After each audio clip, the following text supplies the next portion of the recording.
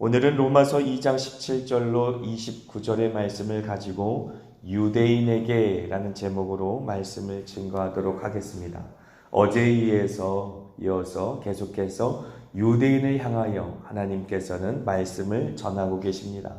하지만 유대인들만을 향한 말씀이 아니라 어떻게 보면 우리의 마음속에 정형화되고 또 습관화되어져 있는 그 모든 종교적인 행위에 물들어 있는 우리들의 마음을 다시 믿음으로, 다시 은혜로 이끌어주는 주님의 말씀이다 라고 생각할 수 있겠습니다. 그래서 이 말씀을 적용할 때에 이스라엘 백성들을 위한 말씀이지 라고 생각하지 마시고 우리를 향한 마음, 또 우리를 향한 하나님의 가르침이라는 생각을 갖고 말씀을 받으시면 큰 유익이 될 줄 압니다. 유대인들은 스스로를 어떻게 생각하고 어떻게 믿었는지에 대해서 한번 정리해 보았습니다. 다음 슬라이드 보여주시죠. 유대인이 어떤 믿음을 갖고 살았느냐, 17절, 18절 그리고 20절까지의 그 말씀을 근거로 하여 정리해 보면 자신들은 율법을 의지하며 살았다라고 믿었어요. 자신들의 삶은 철저히 율법에 근거한 삶이었다라고 믿었다라고 하는 것이지요. 그 율법으로 말미암아 이제 아래에 5가지가 정리된 것입니다.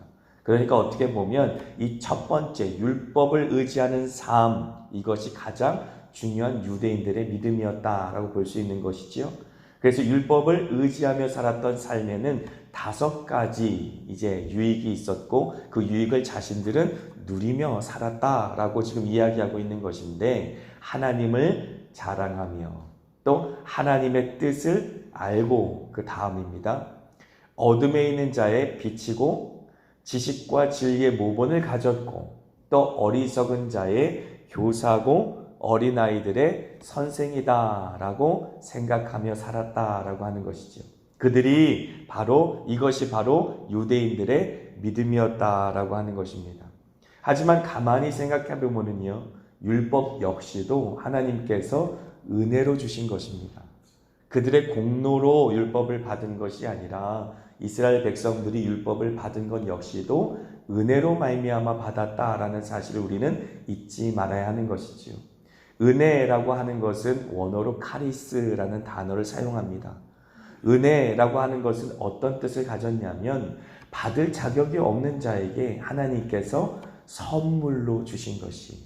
그래서 우리가 신앙생활을 하면서 잊지 말아야 할 것은 우리가 받은 모든 것은 다 은혜로 받았다라는 사실을 잊으면 안 되는 것이지요. 그런데 이 은혜를 잊어버리면 유대인처럼 된다라는 사실을 성경은 계속적으로 우리에게 보여주고 있는 것이지요. 유대인들의 신앙생활의 시작점이 잘못된 것입니다. 그래서 은혜로 말미암아 율법을 받았다라는 사실을 잃어버리니까 어떻게 됩니까? 선민의식에 빠지게 되죠. 그리고 자신들이 특권을 가졌다라는 생각을 갖고 특권의식에 빠지게 됩니다. 그래서 우리가 전도할 때도 선교할 때도 그것을 잊어버리면 안 돼요. 제가 선교할 때 같은 동역자인 선교사님들을 바라보면서 이 모습 때문에 굉장히 마음이 아팠습니다. 선교사가 선교를 할 때 무언가 특권의식을 갖고 선교를 하게 되면 그 선교를 받아들이는 모든 대상자들이 오히려 그 마음에 상처를 입게 되어지죠. 무언가 우월의식을 갖고 높은 문화 속에서 낮은 문화를 계몽시키듯이 그렇게 우월의식을 갖고 이 아프리카 사람들이나 선교지의 사람들을 대하면 오히려 현지인들이 상처를 받게 되는 것이죠. 그들의 문화를 존중하고 또 그들을 인정하며 오히려 내가 먼저 은혜 받은 자로서 값없이 선물을 받은 자로서 내가 뭐가 잘나서가 아니라 나는 오직 그냥 대한민국에 태어난 것, 이 사람은 오직 아프리카에서 태어난 것만 다를 뿐, 그래서 나는 대한민국에 태어나서 더 먼저 선진문물, 더 먼저 우월한 문화 속에서 살아가고 또 무엇보다 잘 살게 된, 그렇게 새마을운동이라는 것을 통해서 어떻게 보면 70년대 저도 태어났지만 더 이전에 태어나신 분들이 여기 다 계시겠지만 그 이전에 태어나셨을 때 어땠어요? 저만 해도 제 마을에는 제가 살던 서울에서 살았는데 제 마을은 포장이 안 돼 있었어요. 산 꼭대기에 집이 있었는데 꼭대기엔 포장이 안 돼 있어 자가용이 올라오면 흙먼지가 풀풀 났었습니다. 근데 아프리카는 지금도 그렇잖아요. 골목골목 다 흙먼지가 날리고 그 흙먼지 속에서 애들이 뛰어놀고 그렇지 않습니까? 그런데 하나님께서 은혜를 주셨기 때문에 대한민국이 이렇게 잘 살게 된 거지 우리가 잘났기 때문이 아니에요. 우리가 자원이 많습니까? 뭐가 다른 나라보다 나은 게 뭐가 있습니까? 오직 하나님이 은혜를 주셨기 때문에 이렇게 잘 살게 되고 또 복음을 받아들이게 되고 그 복음으로 말미암아 교회들이 세워지게 되고 그 교회들의 믿음이 이제 충만하게 되었기 때문에 선교사를 파송했기 때문에 선교사로 나가서 선교할 수 있게 된 것인데 그렇지 않고 선교사들이 우월의식, 특권의식을 가지면서 마치 그 선교지를 지배하는 지배 세력처럼 그렇게 나아가 높은 마음을 품고 전도하고 선교하는 모습을 볼 때 굉장히 가슴이 많이 아팠어요. 그러면서 선교지에는 현지인들을 하대하고 그리고 그들을 무시하고 그러는 모습을 보면서 굉장히 가슴이 찢어졌습니다. 그런데 저 역시도 예수님을 믿지 않는 상태에서 믿게 됐지 않습니까? 저도 이제 사업을 하면서 교회에 있는 사람들을 많이 상대했었어요. 아실 겁니다. 이제 우이동에서 우리 목사님과 함께 전도받아서 신앙생활을 했기 때문에 목재소를 할 때는 교회 사람들을 많이 상대했어요. 근데 정말 죄송합니다. 교회 분들의 이 태도가 굉장히 교만해요. 굉장히 우월의식을 갖고 있고 굉장히 특권의식을 갖고 있어요. 뭔가 굉장히 기분이 나쁩니다. 기분이 굉장히 나빠요.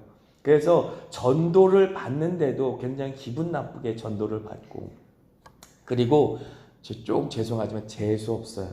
네, 굉장히 재수 없게 대하는 모습을 많이 경험합니다.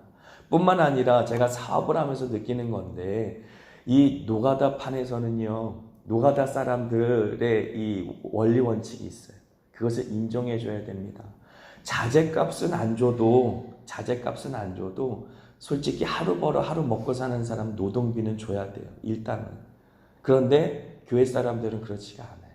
교회에서 무슨 공사를 하면 이제 노동자들이 참 욕을 많이 해요. 그 이유는 다른 게 아닙니다. 이제 하루 벌어 하루 먹고 사는 사람들의 품값은 줘야 되잖아요.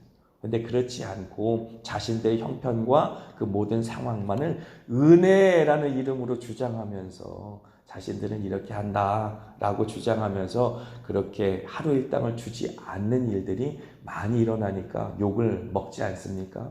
그런데 이러한 태도들은 어디서 나오느냐라는 것이죠. 도대체 왜 신앙생활을 하면서 교만해지느냐라는 것이죠. 왜 신앙생활을 하면서 우월의식을 갖고 특권의식을 갖느냐라는 것입니다.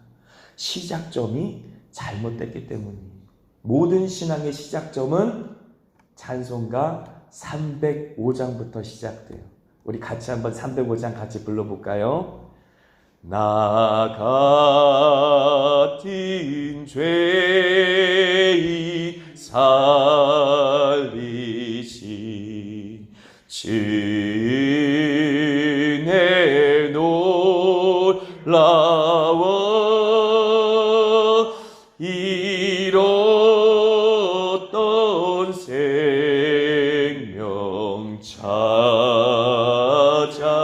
찾았고 광명이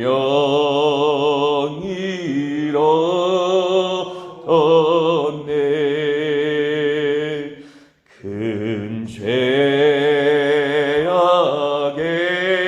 죄악에서 건지신 주의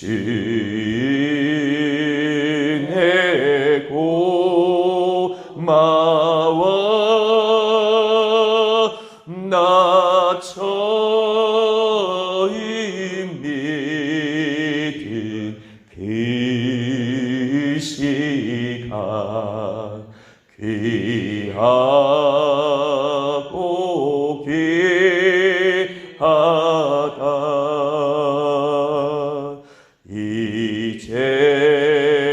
이제껏 내가 산 것도 주님의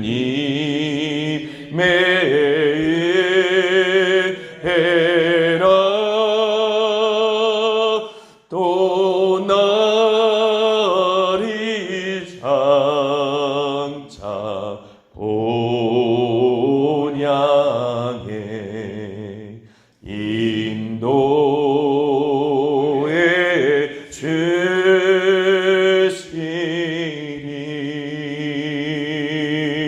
거기서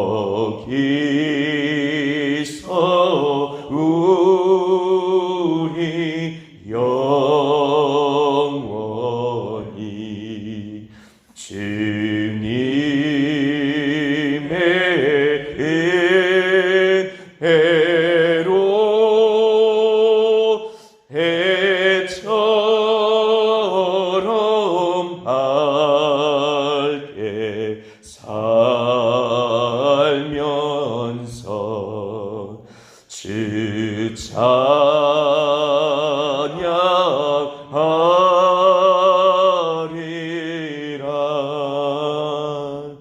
아멘.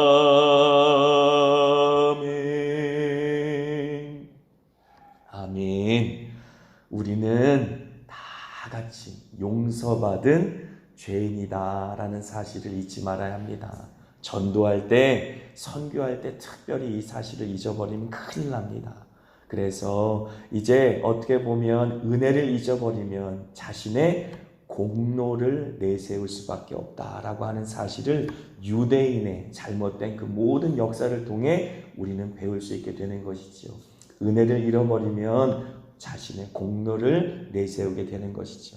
내가 어떻게 살았는데, 내가 어떻게 했는데, 이러한 생각 속에 자신의 공로를 내세우게 되는 것입니다. 그래서 예전에 인도에 간디라고 하는 사람이 있었어요. 그 인도의 간디를 세상 사람들은 성인으로 추대합니다. 그가 뭐라고 얘기했느냐? 나는 예수를 좋아하지만 크리스찬은 싫어한다. 나는 예수는 좋아하지만 예수 믿는 사람들은 싫어한다 라고 말했어요. 왜 그랬겠습니까? 인도를 영국이 점령했죠. 그리고 식민 통치를 하지 않았습니까? 그런데 우리의 전도와 선교의 모습도 마치 식민 통치를 하듯이, 다른 사람들을 점령하듯이 그렇게 고압적인 자세로 상대방에게 특권의식과 우월의식을 갖고 나가지는 않은가라고 돌아봐야 한다라고 하는 것이죠. 이 유대인들이 그랬다라고 하는 것입니다. 뭔가 자신은 더 나은 것처럼 다른 사람들을 죄인으로 정죄하고 비판하면서 그렇게 교회 안에 분열을 일으키던 사람들이 유대인 중에 회심했다라고 하는 기독교인들 중에 그러한 사람들이 예루살렘 교회에 있었다라는 사실을 잊지 말아야 하는 것입니다. 그래서 찬송가 305장은 항상 우리의 신앙의 시작점, 은혜를 잊어버리면 안 된다. 유대인의 현실은 또한 무엇입니까? 아무리 유대인들이 그렇게 믿어도 성경은 그렇게 말씀하고 있지 않아요. 유대인들의 현실을 이렇게 진단하고 있습니다. 보여주시죠. 네, 유대인들의 현실 23절 하반절 같이 읽습니다. 내가 율법을 범함으로 하나님을 욕되게 하느냐라고 말하죠. 어제도 우리가 살펴본 것처럼 너도 똑같이 살아가고 있지 않느냐라고 하나님께서 말씀하시는 겁니다. 유대인들은 자신이 가진 율법으로 교회 안에 있는 다른 이방인 그리스도인들을 정죄하고 비판했지만 하나님께서는 너도 똑같다라고 말씀하셨어요. 그래서 내가 율법을 범함으로 하나님을 욕되게 하느냐. 그래서 하나님께서는 유대인들을 바라볼 때도 똑같다라고 또 말씀하시는 것이죠. 24절 같이 읽습니다. 하나님의 이름이 너희 때문에 이방인 중에서 모독을 받는도다 라고 말씀하고 계시는 것입니다. 이것이 유대인들을 하나님께서 바라보시는 시각이다. 그렇다면 우리가 은혜를 잃어버리면 우리 역시도 하나님께서는 이렇게 똑같이 볼 수밖에 없는 것이지요. 오히려 그리스도인 때문에 하나님의 이름이 모독을 받는다, 하나님의 이름이 욕되게 된다라고 주님께서는 우리를 책망하실 수도 있다라고 하는 것입니다. 항상 우리의 신앙의 자리의 시작점, 그것은 은혜가 되어야 된다. 그래서 28절과 29절의 말씀을 우리가 마음속에 새겨야 할 줄 압니다. 이것은 유대인들을 향한 가르침이지만 우리에게도 큰 유익이 될 말씀입니다. 28절, 29절 같이 읽습니다. 무릇 표면적 유대인이 유대인이 아니요 표면적 육신의 할례가 아니니라. 오직 이면적 유대인이 유대인이며 할례는 마음에 할지니 영에 있고 율법 조문에 있지 아니한 것이라. 그 칭찬이 사람에서가 아니요 다만 하나님에게서니라. 아멘. 예레미야서 17장 9절과 10절 말씀에는 만물보다 거짓되고 심히 부패한 것이 마음이다 라고 말합니다. 하지만 이것을 사람들은 인식하지 못한다 라고 말하죠. 하지만 나 여호와는 심장을 살피며 폐부를 시험하고 각각 그 행위와 그 행실대로 보응한다 라고 말씀하십니다. 사람들은 마음에 집중하는 것이 아니라 외적인 것에 집중한다 라고 말하는 것이지요. 신앙생활을 자꾸 종교생활로 우리가 변질시키는 데는 이 이유가 있는 것입니다. 자꾸 외적인 걸 보이는 것으로 치장하려고 하는 것이죠. 하지만 하나님께서는 내면을 보신다라고 하는 것입니다. 그래서 잠언서 17장 3절에는 뭐라고 말합니까? 도가니는 은을, 풀무는 금을 연단하거니와 나 여호와는 사람의 마음을 연단하느니라 라고 말씀하시지요. 하나님께서 집중하시는 부분은 바로 우리의 마음이다 라고 하는 것입니다. 그러므로 우리의 마음에 은혜가 사라지지 않도록 그렇게 하나님께 우리의 마음을 날마다 드려야 하는 것이지요. 외적인 종교 생활로 하나님을 속이려고 하는 것이 아니라 우리의 마음의 중심을 하나님께 드리는 것이 바로 율법의 정신에도 부합한다라고 하는 것입니다. 그런데 유대인들은 이 율법의 정신을 외면하고 종교성, 외적인 순종, 외적인 행위로 말미암아 자신의 의를 드러내려고 했던 것입니다. 그래서 자신의 공로를 내세우는 그런 잘못된 종교 생활을 하는 사람들이 유대인이다라는 사실을 우리는 알 수가 있는 것이지요. 신명기서 30장 6절의 말씀 같이 읽습니다. 내 하나님 여호와께서 내 마음과 내 자손의 마음에 할례를 베푸사 너로 마음을 다하며 뜻을 다하여 내 하나님 여호와를 사랑하게 하사 너로 생명을 얻게 하실 것이며. 이 말씀은 신약 성경의 말씀이 아니에요. 모세를 통하여서 신명기 말씀을 통하여 가나안 땅에 들어가는 백성에게 주신 말씀입니다. 그런데 무엇이라고 말씀하십니까? 내 하나님 여호와께서 내 마음과 내 자손의 마음에 할례를 베푸사 너로 마음을 다하며 뜻을 다하여 내 하나님 여호와를 사랑하게 하사 너로 생명을 얻게 하실 것이며 너로 살게 하고 또 살아나게 하실 말씀, 그 율법은 우리의 마음을 다하고 뜻을 다하여 하나님을 사랑할 수 있도록 마음에 할례를 행해 주시는 그러한 말씀이다라는 사실을 우리에게 알려주신 것이지. 그러므로 믿음으로 의롭게 되는 것이 아브라함을 통하여 우리에게 증거된 것처럼 그리하여서 아브라함부터 시작한 모든 이스라엘 백성들은 믿음으로 말미암아 그들이 의롭게 된 것처럼 그들이 그 마음속에 하나님이 주신 이 믿음을 잊어버리면 그래서 그 마음이 믿음으로 작용하여 하나님 앞에 믿음으로 살아나고 또 믿음으로 의롭게 되어지는 그 모든 신앙의 작용의 자리에서 멀어지면 결국은 껍데기만 남은 신앙이 되고 말 것이다 라는 사실을 유대인들이 증명해냈다라고 하는 것이지요. 그래서 이미 하나님께서는 구약시대에 신명기 말씀뿐만 아니라 에스겔서의 말씀을 통해서도 분명하게 우리에게 신앙의 원리를 전해줬어요. 그래서 이스라엘 백성들 역시도 우리와 똑같은 믿음의 원리, 똑같은 은혜의 원리를 가지고 신앙생활을 했다라고 하는 것이 율법만을 가지고 그래서 율법의 딱딱한 그러한 율법적인 규정만을 가지고 그들의 마음이 화석화됐다라고 지금 말씀하고 계신 것이 아닙니다. 하나님께서는 율법을 은혜로 말미암아 주었고 그 율법을 지킬 때 믿음의 원리를 통해서 지킬 수 있도록 그렇게 믿음과 은혜를 이스라엘 백성들에게도 주었다라는 사실을 지금 우리에게 말씀해 주고 있는 것이지요. 은혜도 믿음도 오직 이 마음이 작용하는 것을 통하여서 하나님 앞에 반응하는 것이 아닙니까? 그래서 에스겔서 36장 26절과 27절 같이 읽습니다.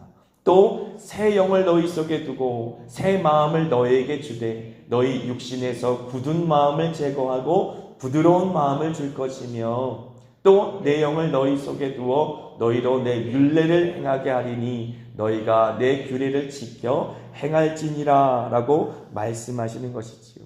하나님께서 그들에게 주신 신앙 원리 역시도 믿음의 원리였다라는 사실을 우리에게 알려주시는 것입니다.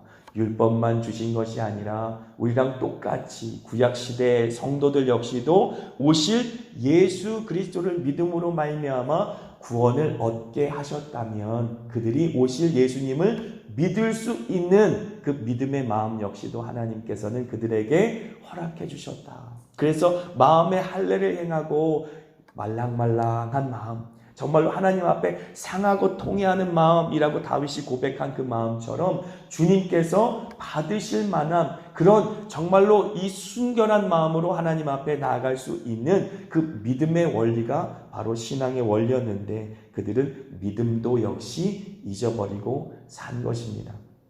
그러므로 하나님께서 유대인을 지금 정죄하고 있는 것은 그들이 은혜도 버렸고 믿음도 버렸기 때문인 것이죠. 율법을 지키지 않아서 유대인들을 심판하시고 정죄하신 것이 아니라 그들이 은혜의 자리에서 멀어졌고 믿음의 자리에서 멀어졌으며 은혜를 잃어버렸고 또 믿음을 잃어버린 채로 선민의식 가운데 우월의식 가운데 특권의식 가운데 신앙생활을 종교생활로 전락시키고 외적인 신앙생활로 인하여 그것이 마치 자신의 그 모든 신앙의 의무의 전부인 것처럼 하나님 이것으로 만족하세요 라고 헌금 던져주고 하나님 이것으로 만족하세요 라고 예배 자리에 한번 참석해주고 이러한 화석화된 습관화된 기계적으로 굳어져 버린 그들의 모습이 우리에게도 똑같이 적용될 수 있다. 어떻게 하면? 은혜의 자리에서 멀어지면, 믿음의 자리에서 멀어지면, 그래서 은혜를 잊어버리고 믿음을 잊어버리면 우리도 똑같이 될 수 있다. 은혜를 잃어버리면 어떻게 됩니까? 자신의 공로를 내세웁니다. 믿음의 자리를 벗어나면 어떻게 됩니까? 자신의 의를 내세우게 되는 것이죠. 누구처럼요? 유대인들처럼요. 이것이 바로 사람들이 걷는 신앙생활이 종교생활로 화석화되는 과정이다라고 하는 것입니다.